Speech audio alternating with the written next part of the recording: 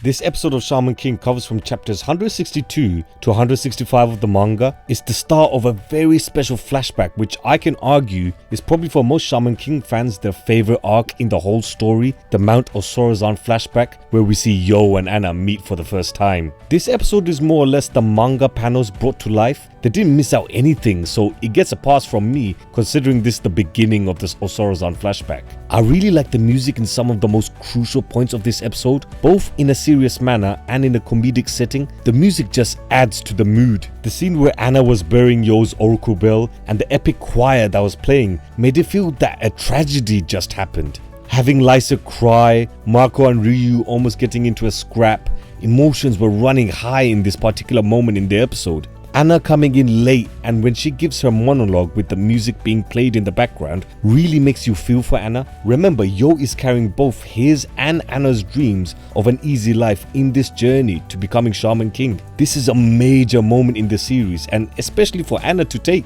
She came just after Yo left, so you get the feeling that what if she came just a bit earlier? Maybe she could have stopped Yo from quitting the Shaman tournament and carrying out their dreams. That feeling of a tragedy just happened. This is what I mean. It's the tragedy of Yo sacrificing both his and Anna's dreams, as well as Anna coming to Yo too late in preventing him from quitting the Shaman tournament and finally burying Yo's oracle bell, symbolizing it's the end of their journey to becoming Shaman King. I really like this. The music, it gave the scene justice in its meaning. Another scene where I love the music being played in the background is the scene where Yo sees Anna for the first time. Again, it was a choir being played and it's just brilliant. Yo's reaction to seeing Anna for the first time was jokes. It's like he's never seen a girl before. It was brilliant. And then Anna just destroys Yo's confidence on the spot. Anna is a savage, but I did feel for Yo. She was extra mean to Yo in this episode. She straight up threatened the lad. If he don't move, he's going to die, with that dead serious tone as well.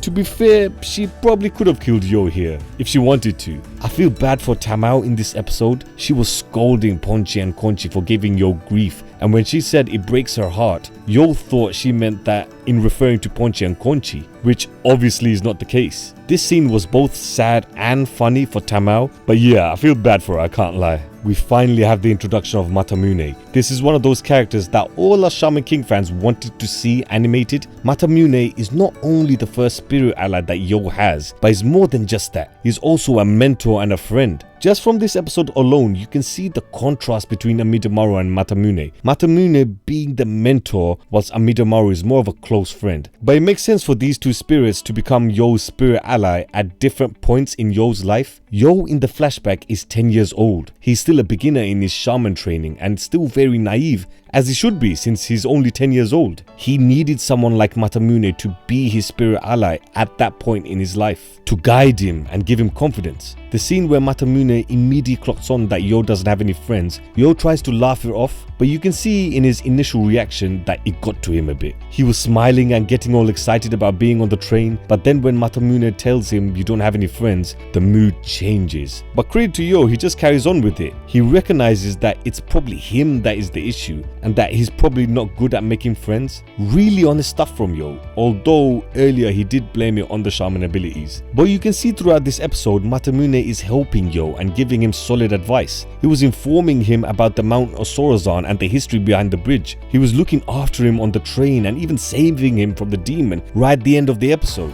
But my favorite moment would probably be the scene where Matamune says to Yo to always let his heart choose his path. And Yo 100% lives by those words. Look at the situation with Ren at the beginning of the episode. He has quit the Shaman tournament for the opportunity on becoming Shaman King in order to save his friend Ren. Even Marco was saying this can't be right, something's up.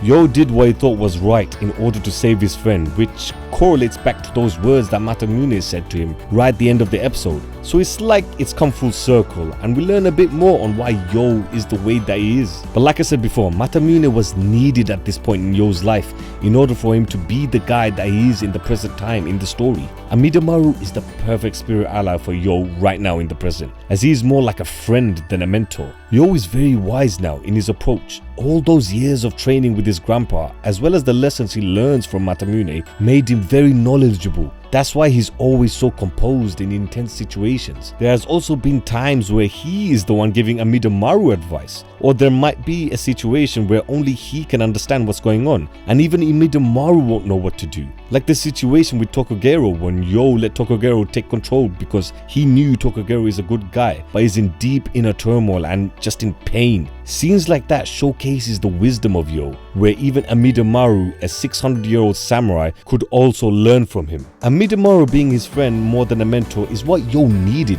because all his life he didn't have any friends, and now his best friend is his spirit ally, where he can now actually have a laugh and be himself.